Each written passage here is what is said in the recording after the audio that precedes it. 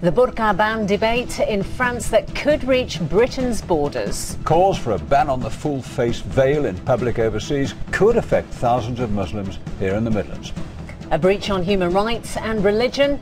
Both sides of the argument on Wednesday's Central Tonight.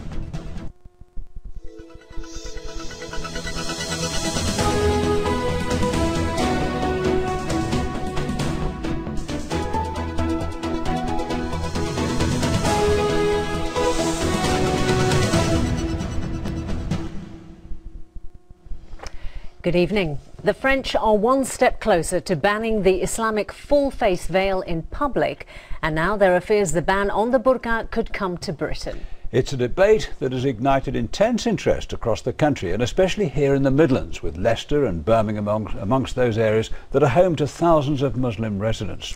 Well, joining us here in our studio for more on this is Salma Yaqub, the Birmingham-based leader of the Respect Party, who's against a ban on the burqa. And we've also got Conservative MP Philip Hollobone, who represents Kettering. He joins us from our studio at Westminster. He's calling for the introduction of legislation that would ban Muslim women from wearing the burqa, and has already described the veil as offensive and against the British way of life. We'll hear from both guests in just a moment, but first, here are the thoughts of people from the Midlands. I just think banning the burqa is just completely wrong. It's freedom of who we are, you know, it's modesty, it shows how respectful we are, and it's just completely wrong. People, they are free, they wear what they want. I don't think necessarily a ban, maybe in some places like banks and where it's very important for security, like airports, I totally understand. I think it's more political than actually practical. It's not really a good idea to tell people how to dress in public. You hear these stories about where men could be dressed with it, don't you? And with the terrorist thing going on as it is, I think maybe it's a move in the right direction. Well, certainly a garment that causes controversy.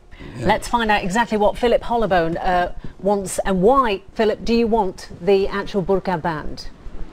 Well, good evening. I mean, in my view, covering your face in public is against the British way of life, and part of the joy of living in Britain is that you can walk down the street, wave, smile, say hello at passers-by. Sometimes you're meeting someone for the first time, sometimes you recognise other people, and if your face is covered, you can't have this normal, everyday human interaction. Salma, can you appreciate that argument? Of course, on an emotional level, people are fully entitled to what they feel, and I personally don't choose to wear it, and obviously I wouldn't be comfortable doing so.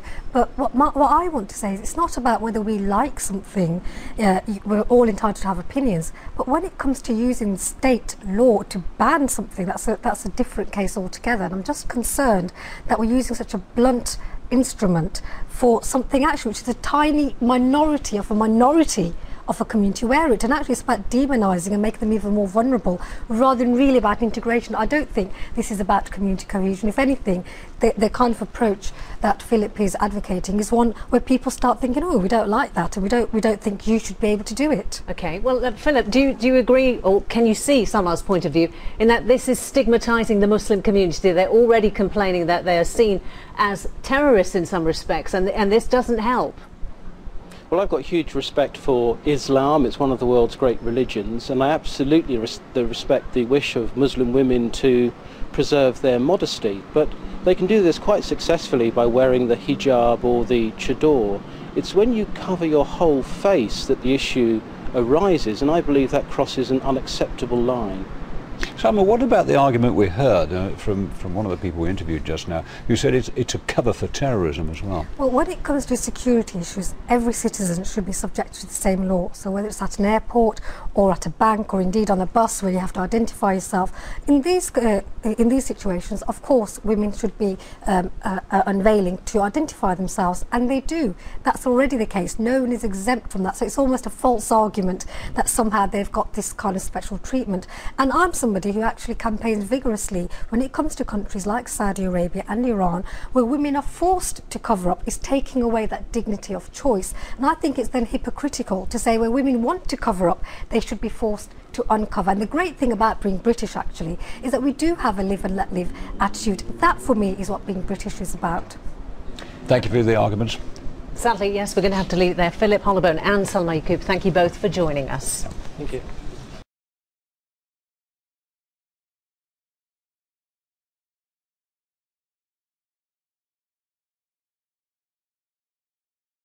According to a new study published by an independent committee of experts appointed by the German parliament, about 20% of Germans have a latent hatred for Jews. At a very young age, German school children are already using the word Jew as an insult, and Jew is commonly heard as a curse word in the playground. In local soccer leagues throughout Germany, anti-Semitic jeers aimed at Jewish teams are common, including Jews to the gas, bring back Auschwitz, and burn the synagogues. The study criticized the way Germany deals with anti-Semitism.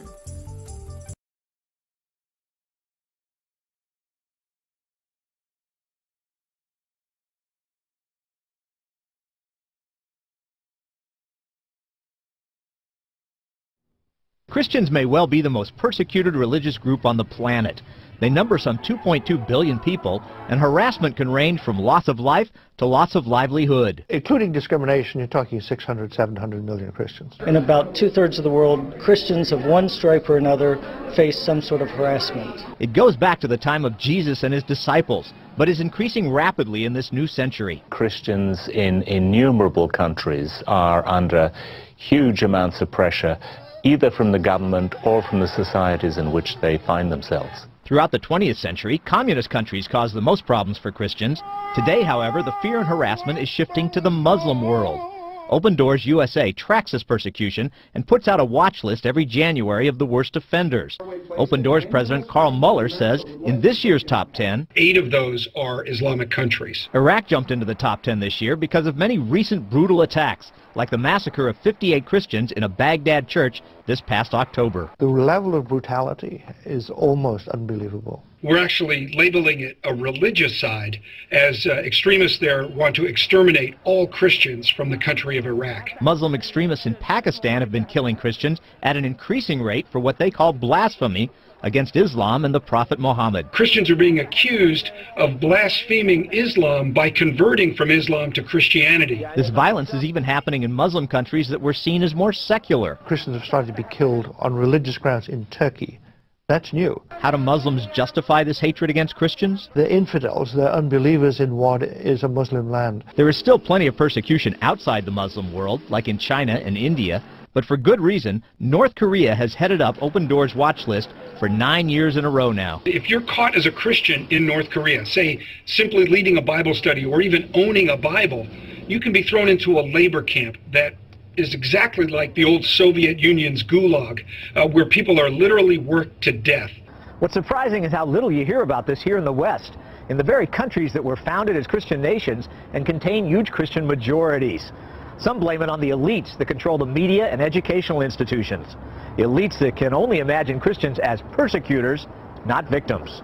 We've had elite universities basically teaching their undergraduates that the only villains in history who oppressed others for religious reasons were the Christians. Marshall says these elites, both here and in Europe, are often openly hostile towards the faith. Europeans who can otherwise be laid back, they get very angry about Christians. There's really an unwillingness to accept the fact that Christians have become an endangered species in some countries of the world. For many secular types in the media and elites, religion awakens, touches on areas they're uncomfortable with, so they just want it to go away. For them, it's like the fingernails on the blackboard. As for the U.S. government, Aikman worries the Obama administration, or at least Obama himself, has not been nearly as articulate and forceful on religious freedom issues as President Bush. The problem is that can have real and deadly consequences. Many countries that were contemplating some kind of crackdown on Christians think,